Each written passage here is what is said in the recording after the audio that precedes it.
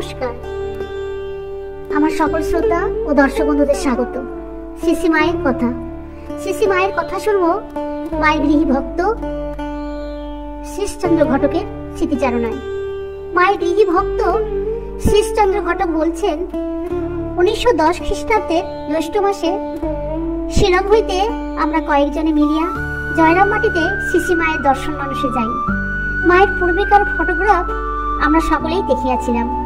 এই সময় পথে মায়ের বর্তমান সময়ের মূর্তি একজন স্বপ্নে দেখিয়া এবং পরে জয়রাম মাটি যাইয়া প্রত্যক্ষের সঙ্গে স্বপ্নদৃষ্ট চেহারার খুব মিল হওয়ায় আমাদের অপার আনন্দ ও বিস্ময় হইল। আমাদের একজন পূর্বেই জনৈক সন্ন্যাসীর নিকট দীক্ষিত হইয়াছিলেন।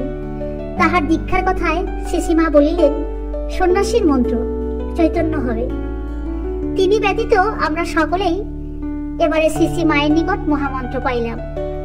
দীক্ষার পরেই কামারপুকুর যাইবার ইচ্ছা করিয়া আমরা সিসি মায়ের অনুমতি প্রার্থনা জানাইলে মা বলিয়াছিলেন, তা কি হয়, আমি ছেলেদের আজ ভালো করে খাওয়াবো। অতএব ভববন্ধন মোচনের জন্য সিসি মায়ের কৃপা লাভের পরে আমাকে আর কি করিতে হইবে জিজ্ঞাসা করিয়া লওয়া উচিত ভাবিয়া মাকে জিজ্ঞাসা করিলাম, মা আমাকে আর কি করতে হবে? মা বলিলেন, তোমার কিছুই করতে হবে না। আমি বলিলাম, আমার কিছুই করতে হবে না? মা বলিলেন, না। আমি বলিলাম, কিচ্ছু না? মা বলিলেন, না, কিচ্ছু না। বারত্রয় এই একই উত্তরে তখনকার মতো বুঝিলাম যে মা আমাকে কৃপা করিয়াছেন। তিনি ভববন্ধন মোচনের সব ভার গ্রহণ করিয়াছেন। আমি ভানু পিসির হাত দেখিয়া বলিয়াছিলাম, পিসি তুমি আরো 25 বৎসর বাঁচবে। তিনি গিয়া সীমাকে বলিয়াছিলেন, মা তোমার ছেলে হাত গুনতে জানে। মা আমাকে ডাকাইয়া বলিলেন, বাবা তুমি হাত দেখতে জানো? বলো তো আমার পায়ের অসুখ অর্থাৎ বাত সারবে কিনা। প্রশ্ন শুনিয়া আমি তো অবাক, কারণ জ্যোতিষের কিছুই আমি জানি না। ভানু পিসিকে আন্দাজে অমনি একটা বলিয়াছিলাম। ভক্তদের শরীরস্থ পাপ গ্রহণ করিয়াই সিসি মায়ের এই পায়ের অসুখ। তাই বলিলাম, আমাদের জন্যই তো এই অসুখ, তা আমরা থাকতে সারবে কি? শুনিবা মাত্র নিতান্ত ব্যথিতা হইয়া দাঁড়ানো অবস্থা হইতে হঠাৎ ভূমিতে বসিয়া পড়িলেন এবং সঙ্গে সঙ্গে বলিয়া উঠিলেন, ও মা বলে কি গো?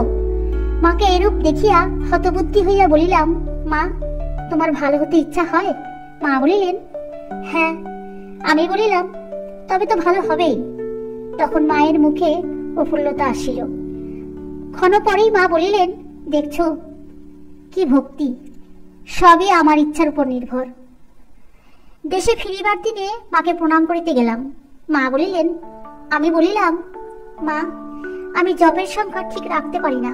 হাত চলে তো মুখ চলে না, হাত মুখ চলে তো মন স্থির হয় না। উত্তরে মা বলিলেন, এরপর দেখবে হাত জিভ কিছুই চলবে না, শুধু মনে। আসিবার সময় প্রণাম করিয়া বলিলাম, মা যাই।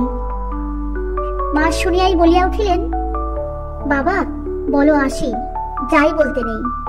ভুল সংশোধন পূর্বক মায়ের প্রসন্ন দৃষ্টি লাভ করিয়া রওনা হইলাম। ঘরের বাইরে বারান্দা এসেছি, তখনও শুনছি মা বলিলেন, দুর্গা দুর্গা এসো বাবা এসো। ঘরের বাইরে বারান্দা এসেছি, তখনও শুনছি মা করুণাপ্লুত স্বরে বলছেন, দুর্গা দুর্গা। কি অসীম ভালোবাসা! যতক্ষণ কাছে থাকা যায় সংসারের শোক তাপ সব ভুল হয়ে যায়। একবার একজন ভক্ত মায়ের কাছে গেছেন মাকে দর্শন ও প্রণাম করতে। ভক্তের দর্শন প্রণাম হয়ে যাবার পর সীমা সেই ভক্তকে প্রসাদ দিলেন। কিছুক্ষণ কথাবার্তা হওয়ার পর সেই ভক্ত বিদায় নেওয়ার জন্য মাকে প্রণাম করে বললেন, মা আমি এখন যাচ্ছি। সীমা তখন সঙ্গে সঙ্গে বললেন, সে কি বাবা, ও কথা বলতে নেই, বলো আসছি বা আসি।